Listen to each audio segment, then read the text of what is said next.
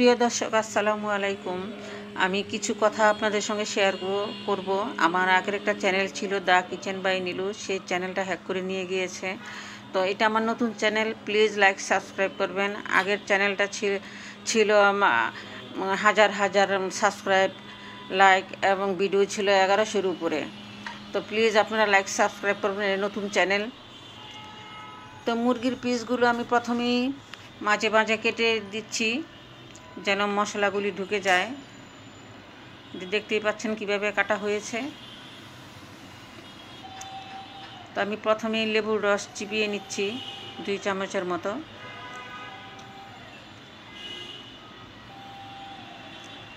তো লেবুর রসটা আমি দিয়ে দিচ্ছি পিসের উপরে, মুরগির মাংসের পিসের উপরে। আর এখন দিচ্ছি লবণ। তো লেবুর রস আর লবণ দিয়ে আমি এটা মাখিয়ে নিচ্ছি ভালো করে, যেন ভিতরে লেবুর রস এবং লবণ যেন ঢুকে যায়। তো মাখানো শেষ হয়ে গিয়েছে। 3 চামচ ধুয়ে আছে এখানে।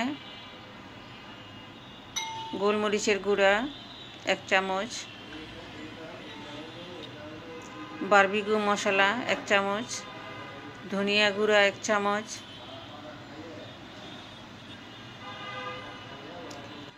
লাল মরিচের গুঁড়া 1 চামচ। ঝালটা যার যার মতো বুঝে দিবে। আমি এখানে 2 চামচ দিয়েছি। 1 চামচ হলুদ গুঁড়া। আগে লবণ দেওয়া আছে মাংসের মধ্যে, এখন সেই অনুপাতে দিতে হবে। আমি 1 চামচ দিয়েছি। 1.5 চামচ আদা পেস্ট, 1.5 চামচ রসুন পেস্ট,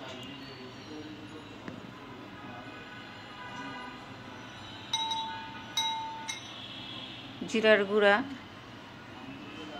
কয়েক ফুটা লাল রং। আমার কাছে গুঁড়া রং ছিল, পাউডার রং, সেটা আমি গুলিয়ে 4 ফুটা দিয়েছি। তো এখন ভালো করে মিক্স করে নিব।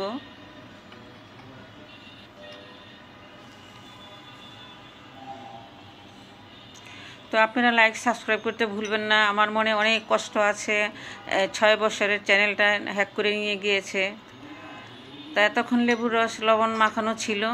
তা এখন পুরো মশলাটা আমি এখন মুরগির মাংসের মধ্যে ঢেলে দিয়ে দিচ্ছি সব মশলা। এখন ভালো করে হাত দিয়ে মাখিয়ে নিব। এটা সেম রেস্টুরেন্টের মতো হবে। তো আমার তো আগের চ্যানেল ছিল, যেহেতু আমি 6-7 বছর কাজ করেছি, রাত দিন সমানে কাজ করেছি, কিন্তু সেই কিছু কিছু অভিজ্ঞতা আছে রান্নার উপরে। তো আলাদা একটা বোলের মধ্যে আমি মাংসগুলি দিয়ে দিচ্ছি।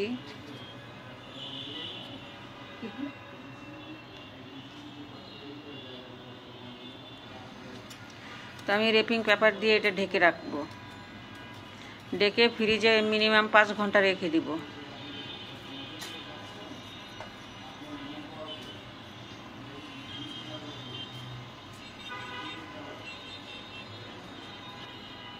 তো 5 ঘন্টা পর ফ্রিজ থেকে নিয়ে আসলাম।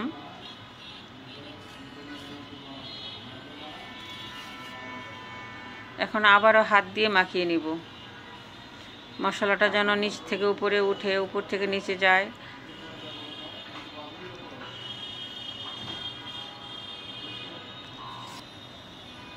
তো প্যানে আমি সরিষার তেল দিচ্ছি।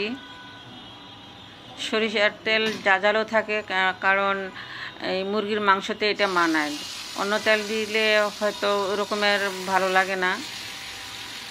তো আমি পিসগুলি দিয়ে দিচ্ছি প্যানের উপরে। কিছুক্ষণ পরে আবার উলট পালট করে দিব।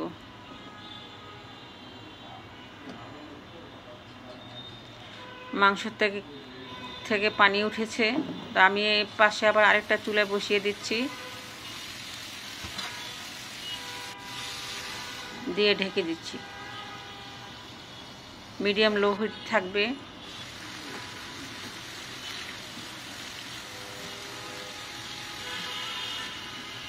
তো বাকি একটু মশলা ছিল, সেটাও আমি দিয়ে দিচ্ছি।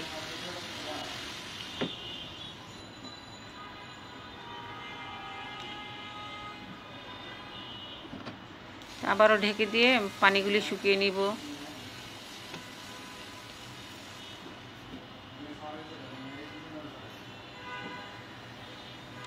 এটা আবার আরেক প্যানে দিয়েছি, তাড়াতাড়ি করার জন্য 3টা প্যানে দিয়েছি, কারণ আমার এখানে 3টা চুলা আছে একসাথেই।